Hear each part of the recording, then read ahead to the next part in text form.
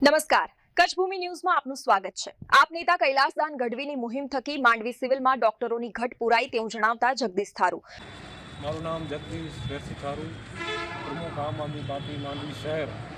આમ આદમી પાર્ટી દ્વારા જે મુહિમ છેડવામાં આવી હતી સ્વાસ્થ્ય માટે, એ મુહિમ થોડીક કામયાબ થઈ છે અને આજે માંડવી સિવિલ હોસ્પિટલની અંદર 4 નવા ડૉક્ટરો આવ્યા છે।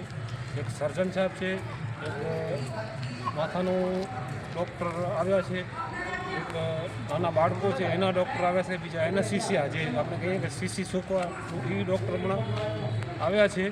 અને હકીકતમાં આ મહેનતમાં અમારા આમ આદમી પાર્ટીના કાર્યકારી અધ્યક્ષ કૈલાસદાન ગઢવી સાહેબે જે મુહિમ છેડી હતી એ મુહિમ આજે રંગ લાવી છે।